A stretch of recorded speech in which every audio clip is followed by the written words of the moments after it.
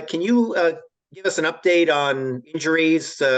Rob, Havenstein, and Coleman, and Bobby Brown, and anyone else that might. Sure.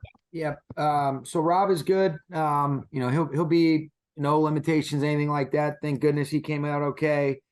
Coleman Shelton just got his finger in the game, but he should be okay. And he came back in the game, and obviously I was able to finish. Fortunate news on Bobby Brown. He just got his MCL, is a grade 3 sprain. He should be out 5 to 7 weeks, so he'll probably be a candidate for short-term IR. But initially, we were thinking that might have been potentially the year. So grateful for that. Not ideal in general, but that was, he was able to come out with what I thought was going to be a worse injury just based on our initial observations. So that was a positive thing. And what was Rob's issue? Medical. It was a medical check because of the hit. He ended up colliding on one of the rushes that they had toward the latter part of the game. So he was medical check. Okay.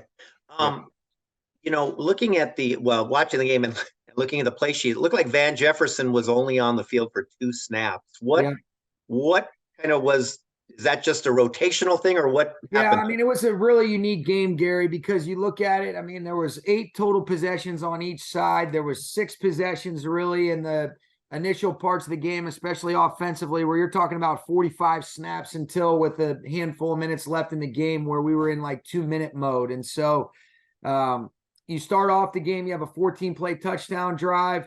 Then you have a 6-play second drive where we end up missing on that 3rd down. And then you have a 6-play touchdown drive in 2 minutes. And then you're into the second half and you really have 3 more possessions. But it was, you get Cooper back in the mix and there was just, fewer opportunities. And based on how the game unfolded, that was kind of how it went down. If you had asked me before, did I anticipate him playing that few snaps, I would have not said that, but that was kind of how it unfolded. And then O'Shawn Mathis got out there for the first time. What was your kind of read on how he did? I thought it was good to be able to get his feet wet. He played a handful of snaps. There were some rush situations where you could see the length and the, the overall ability. It was obviously a great challenge with Jalen doing such a good job of being able to extend and create some things off schedule. So I think you got to take into account that was the first time he had even been in pads as a Ram this past week. Didn't play in any preseason games. And so thought it was a good step in the right direction. Definitely some learning opportunities, but Joe Caniglio does a great job with that room as a whole, and it was good to get O'Shawn back out there. Thanks very much. You're welcome. Jordan? Hey, Sean, kind of to piggyback off of Gary's last question, are you satisfied overall after 5 weeks of where your pressure is at on a consistent or inconsistent basis? Yeah, I think, because you study it really well, Jordan, I think that's a case by case. I think there were some situations yesterday where based on the intent of the rushes, you got to give Philly credit and Jalen credit for being able to escape and extend some plays. We didn't quite execute it exactly the way that the rush plan was intended. And then there were some plays where there was some positives, where you get off the grass on a 3rd down and 10. And so there's so many layers to that question, as you and I both know. I think there's been some instances where, we've rushed really well, and sometimes that's bringing 4, sometimes that's bringing 5.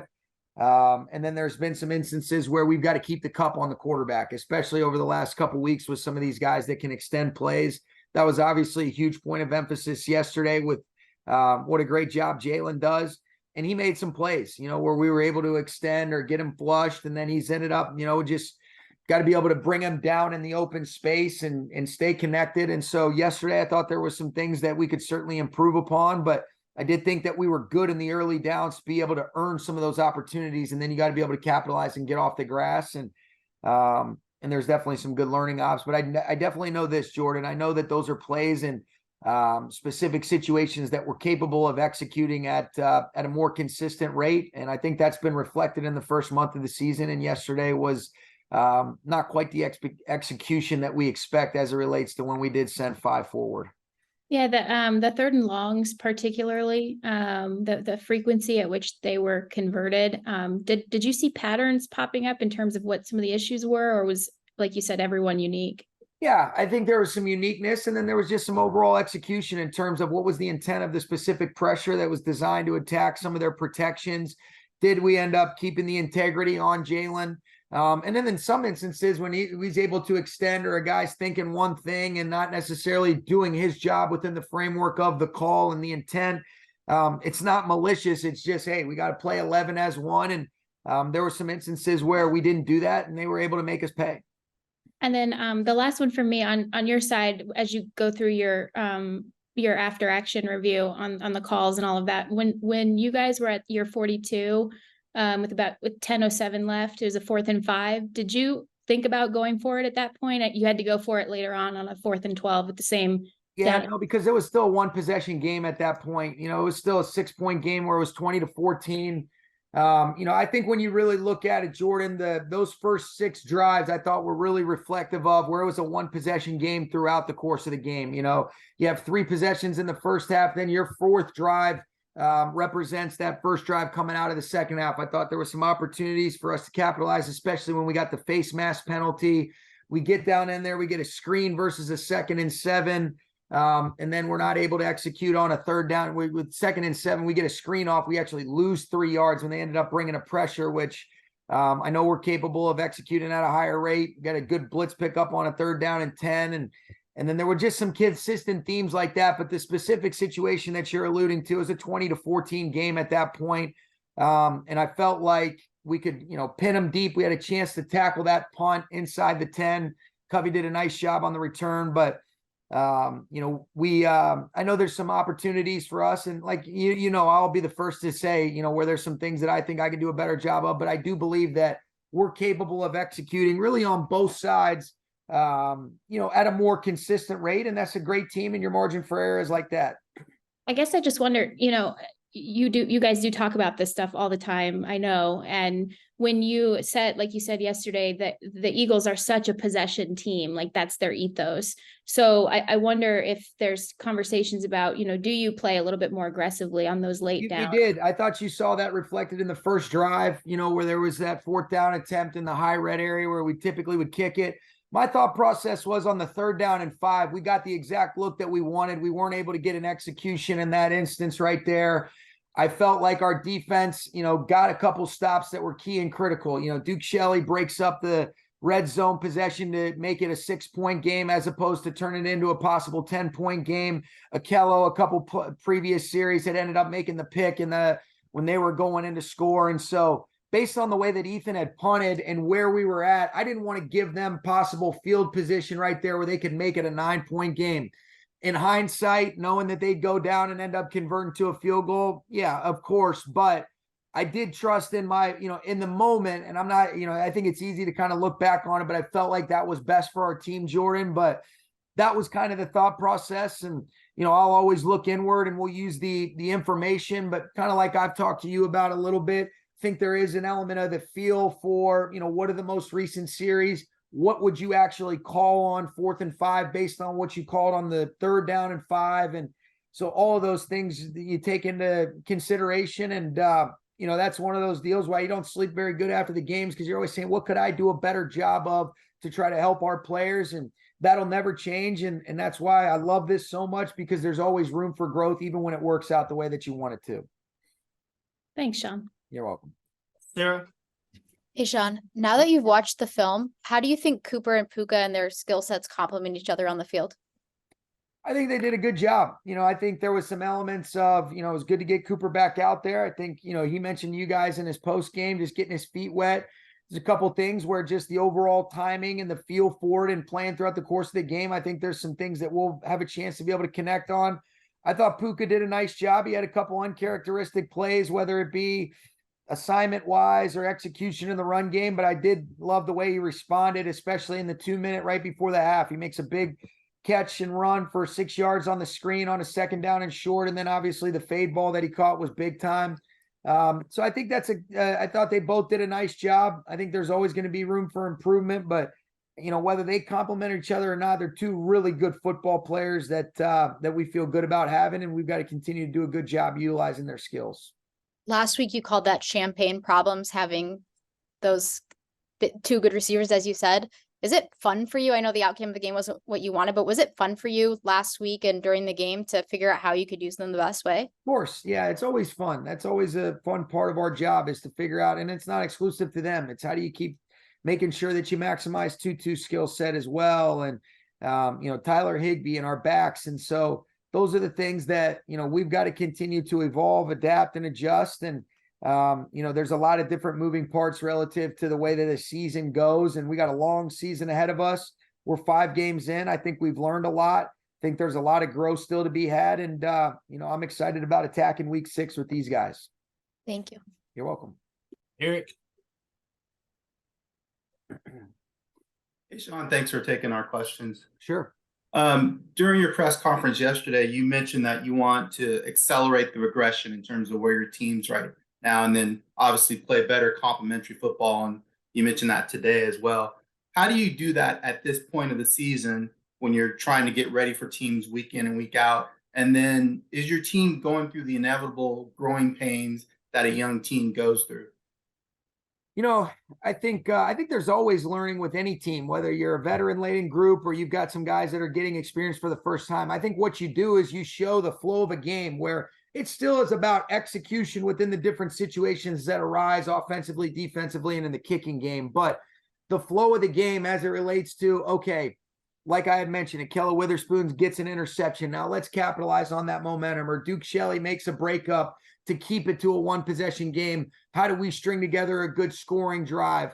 Or, how do we make sure that, when they get the ball back with 38 seconds or whatever it was, how do we make sure that, we can do a good job as coaches and players to understand the situation, not give up an explosive, not give them a chance to be able to get, a last play on the 1-yard line where they got to make a decision at the end of the half. Do I kick the field goal or do I end up punching it in? And so, I don't think it's exclusive to a young team. I think it's really with any team. But what I like, Eric, is that when you look at it, there's opportunities to be able to execute in those moments. I think when you look at a game and how it unfolds and you ask yourself, are you asking things that we can actually execute or can we not execute it? And I've seen enough things over 5 weeks that the answer is yes.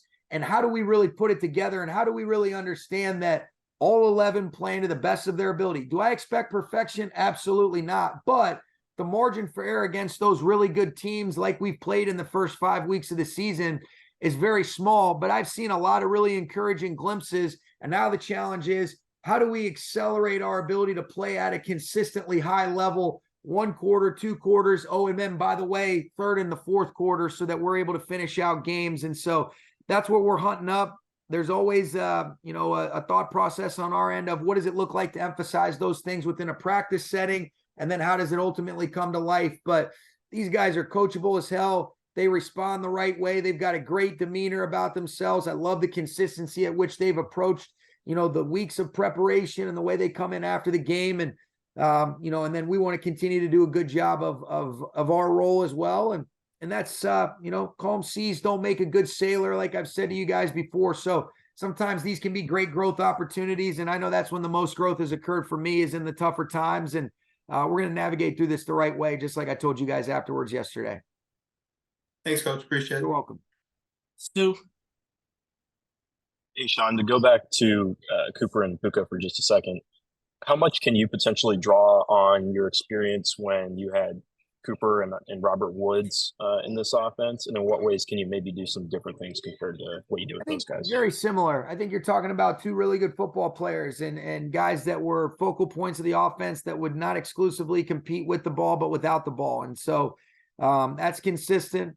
I think there's always an element of, all right, who are you going against? What are the structures that you anticipate attacking? How does the game unfold? I mean, because, Jordan asked after the game, when you look at the way that the game unfolded relative to the way that you envision getting off, just some of the things in your offense in some of those early downs, whether it's your runs, your play actions, your screens, there was just a lot of things that played out differently based on the flow of the game than I think what is reflective of a normal standard, operating procedure, if you will. And so there's a lot of things that go into that. Starts with us, but then the opponent is also a big part of it. And what is the best way that we feel like we want to be able to move the football and attack them, while also being considerate of having that semblance of balance, or, but it is still about moving the football and scoring points. And, there were just some critical opportunities that I think we can make. And then they did a good job of being able to possess the football. And so those margins for error were that much smaller just because of their ability to be able to, be fairly efficient on their third downs and control the possession, which when we've been at our best this season, whether you look at the Seattle or the Indianapolis game, that was kind of what's been reflected on our end, and they did a good job, and you give them credit for that as well. Thank you. You're welcome. Greg. Hey, Sean, you mentioned Duke Shelley's name a couple of times. He got his first 9 snaps for you yesterday, I guess. What is it about him that made him stand out to you? And do you think there's a chance for him to play more? I mean, you've stuck with the same 3, 4, 5, 6 guys in the secondary for pretty much every snap. And do you think there's a chance of mixing it up? Maybe Trey Tomlinson, something like that. I think there's a good opportunity for guys to be able to earn some more snaps. I've been pleased with those guys that have played a lot of snaps, Greg, but been really pleased with Duke. I thought he did a nice job. He came in, just a few weeks ago. I like the presence that he's made on special teams. He's a competitor. He's played a lot of football. The game makes sense to him. He's kind of one of us, if you will, in terms of just the way that he competes, the way that he goes about his business. And I was really pleased with the way that he played in those 9 snaps, as you mentioned. And so, yeah, I think guys get what they earn. Exactly what the game plan looks like against Arizona, I'd be better equipped. And then I did think it was good, even though it's still, I think it ended up being 14 snaps. Quentin Lake is another guy that's done a nice job. He played in he plays in some of our dime packages, and then he played in a little bit different personnel package that we had yesterday, even though we didn't have a handful of snaps out of it. But I've been really pleased with him. And so those are 2 guys that I think have done a nice job, and I thought maximized their ops yesterday. Darian had the bad sequence right before the half, unfortunate circumstances. But in general, how have Darian and Kobe handled the step up to playing a ton after not playing that much? I think a lot of learning. I thought the 3rd down and 2 where they threw out the bubble screen in the possession before where he knocked that back. If they gain a yard right there, they're running their, patented sneak, which is a very difficult play to stop. So I thought that was a key and critical stop to force them to a field goal when they ended up going up 10-7. And then there are just some opportunities for learning. I think we can make sure that in that 3rd down and 1 that they ended up hitting the explosive to A.J. Brown. You say, okay, maybe we want to play it a little bit different technique wise. He wasn't trying to horse collar him when he brought him down. He was just trying to bring him down by any means necessary. And then there's certain things, whether it be where we can help out with, or the techniques and fundamentals when there's 7 seconds left in the half, even though they had a timeout, the ball's probably got to go to the end zone. And we just got to be smart, and we got to be able to help him out. But he's a resilient guy. I think he's learned a lot. I think he's done a lot of really good things. And like anything else, you better have a short memory as a DB. And he is mentally tough. And I think a lot of the same applies to Kobe Durant. Thanks, Sean. You're welcome. All right, we'll wrap up with you, Gary, then Jordan. Sean, just you've played 5 games. You're, I guess, nearly a third of the way through, and it is still early, but just wondering if you have any, for your own self, a demarcation point in the season where you want to know really what kind of team you have, or if that's more of really just a week-to-week thing with the way things change. It is. It's a week-to-week thing. I think you look at it every single week. You better bring it. We got to do a great job of being consistent, being steady, committed to our values and principles, and then doing our job to help these guys play as well as they possibly can. I think there's been a lot of really great areas of improvement, but it boils down to those 3-hour windows of time or however long those games last, Gary. And I love working with this team. I've told you guys that from the jump. I think there's a consistency in their approach. There's an energy and an edge that they have. And then I think the thing that we're continuing to strive for is how do we consistently execute consistently? You bring in the energy, you're bringing the edge.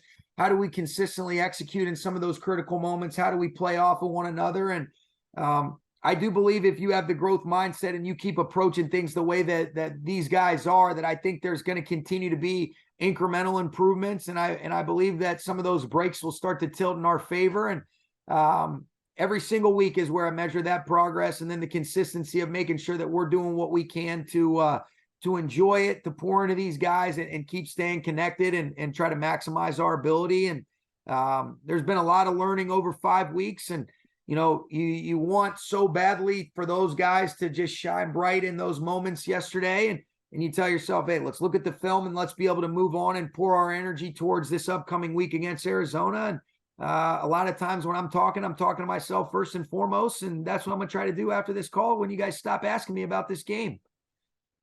Thanks very much. You're welcome. Jordan.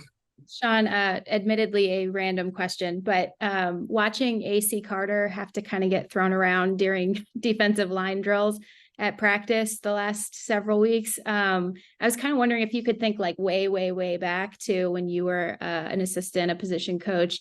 Did anything ever happen that you knew you had to be prepared for in participation of some of those drills? If you assist Eric Henderson, you're thrown through the gauntlet. That's where, Marcus Dixon was a great representation. He looked like he could still play D-line for us a couple years ago.